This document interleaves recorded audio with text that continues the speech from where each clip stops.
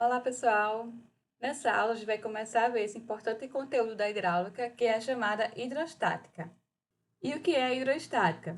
Se a gente for analisar o nome, hidro vem de água e estática vem de algo parado, né? Algo que está estático.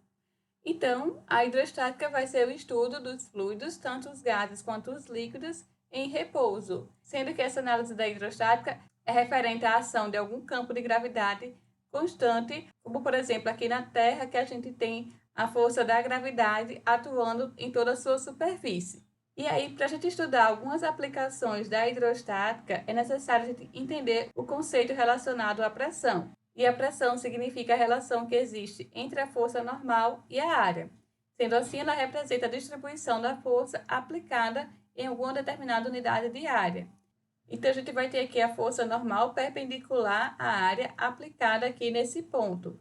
A pressão exercida aqui nesse ponto vai ser referente à força aplicada, bem como qual é a área do ponto onde eu estou aplicando essa força. Isso me dá o conceito, me dá a definição de pressão. Então, pressão é igual a força normal dividido por área. Tá bem? Então, força e pressão são diretamente proporcionais e pressão e área são inversamente proporcionais. Ou seja, à medida que eu aumento a força, eu aumento o grau de pressão. E à medida que eu aumento a área, eu diminuo proporcionalmente a pressão. E uma vez que a pressão é igual a força sobre área, então as unidades serão Newton, que vem lá da força, dividido por metro quadrado. A unidade de pressão, então, pode ser Newton por metro quadrado, que é equivalente a 1 Pascal, esse cara que está aqui na foto para vocês, que foi quem desenvolveu essa primeira relação entre pressão, força e área. E aí, nas unidades americanas, também pode se encontrar como unidade de pressão quilograma-força por metro quadrado, ou então quilograma-força por centímetro quadrado. Ainda a gente pode encontrar outras unidades de pressão, como por exemplo, um ATM, 760 milímetros de mercúrio, 101.230 pascais, que é equivalente, né, a esses outros valores. Ainda em quilopascal, apenas dividindo por 1.000, ou quilograma-força por metro quadrado, quilograma-força por centímetro quadrado, por bar, psi e metros de coluna d'água, o MCA, sendo um equivalente ao outro, né? Vou apenas transformando as unidades, a gente também vai ter a pressão dada nessas outras unidades. E aí, sempre quando falarmos em pressão, lembre que é uma força aplicada sobre uma determinada área. Então, vai ser unidade de força dividida por unidade de área, que pode também ser simplificada para Pascal.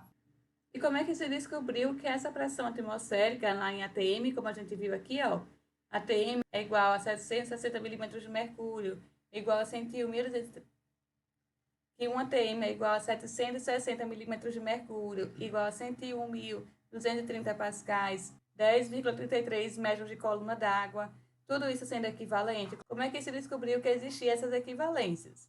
Um carinha chamado Torricelli, né, muito aqui bonito e inteligente, um físico italiano, realizou algumas experiências para poder tentar descobrir e medir a pressão atmosférica. E o que é que ele fez?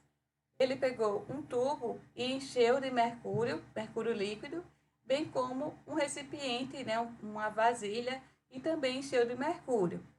E aí ele aplicou um vácuo aqui nesse tubo, certo? E depois de aplicar o vácuo, ele foi lá, mergulhou o tubo aqui na vasilha e observou o que acontecia.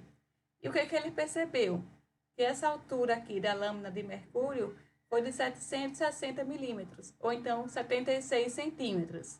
E por que, que ele conseguiu observar essa altura aqui de mercúrio dentro do tubo?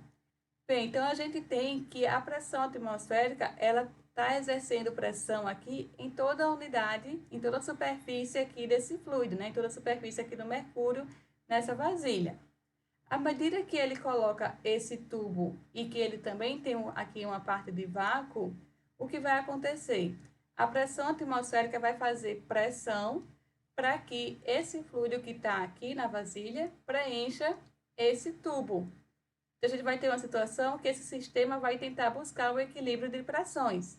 Nessa experiência, ele observou que a altura que o mercúrio subiu foi de 760 milímetros, ou então de 76 centímetros, equivalente a 76 centímetros. o que equivale a 1 atm, né?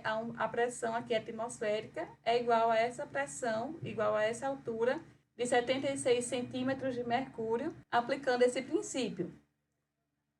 E essa experiência, então, comprovou a existência da pressão atmosférica, porque a pressão atmosférica estava fazendo com que o fluido se equilibrasse aqui no tubo. E aí foi comprovado que essa coluna do fluido equilibra pela ação da pressão que a atmosfera exerce sobre a superfície livre do fluido. A superfície livre aqui na vasilha tem uma certa pressão atmosférica, e isso fez com que essa pressão se equivalesse à pressão aqui dentro do tubo. Como o Torricelli utilizou o mercúrio, e o mercúrio nessa experiência subiu aqui 76 centímetros, equivalente a 1 atm, a 1 atmosfera, então ficou equivalente, né? A unidade de pressão ser 1 atm igual a 760 milímetros de mercúrio.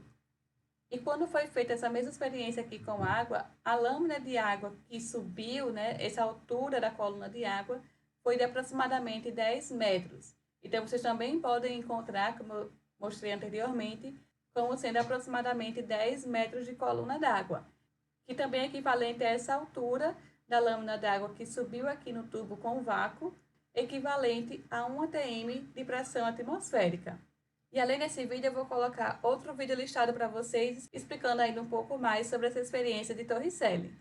E aí vocês podem, por exemplo, pausar o vídeo aqui dessa aula, assistir esse outro complementar e depois voltar para assistir o restante dessa aula aqui comigo.